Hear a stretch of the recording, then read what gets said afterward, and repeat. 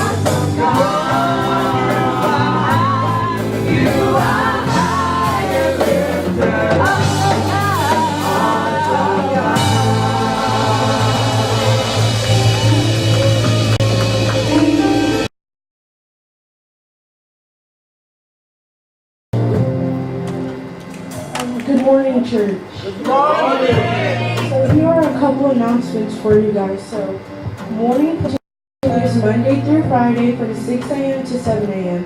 There will be no Bible study this week due to fasting and prayer. On Memorial Day, which is tomorrow, May 27th, we will have our annual picnic. It will be held at the Whiteside Park on 41st between Yale and Harvard starting at 1 p.m. Anybody who would like to bring something to share or would like to sponsor anything should please everyone to.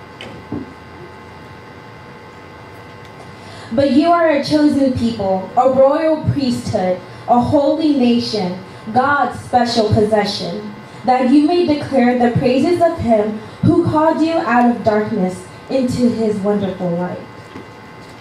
In this verse, Peter describes the perfect foundation stone God has chosen for the house. Those who trust in him are also living stones used to build the house. An example, rock. When the wise man built his house on the rock as the rain floods came down while the wind blew, the house stood firm. But when people don't hear the words of Jesus, a foolish man's house will be built on sand. Therefore, the rain will fall and the floods will come while the wind blows, forcing the house to tumble down. We as individuals serve as both offered to the builder. We must live good lives as strangers of the world, preparing to go home to be with our Father, engaged in battle against the desire to sin. As believers of Christ, we exist in this world not to call attention to ourselves, but only God and His glory. The Bible is full with purpose clauses, for example, that, so that, in order that. It explains why God works the way He does and for why we exist.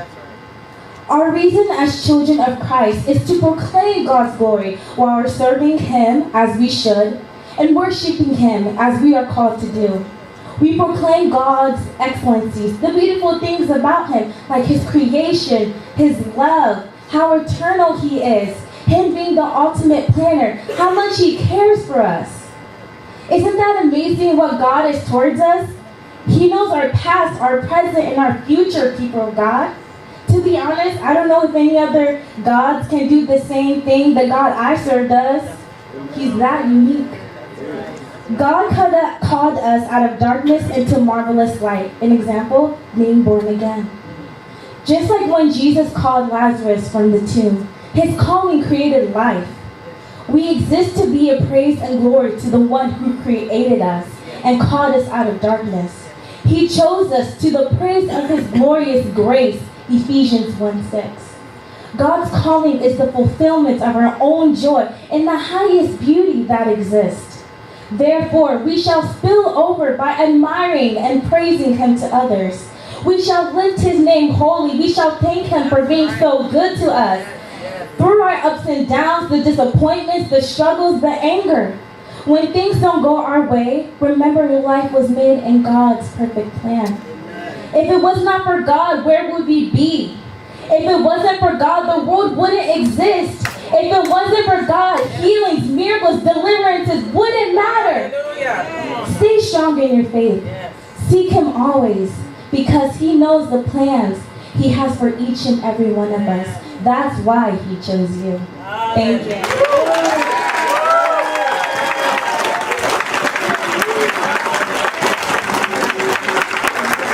And that's what we call dropping the mic. Amen. She just dropped the mic and just left it there. Amen.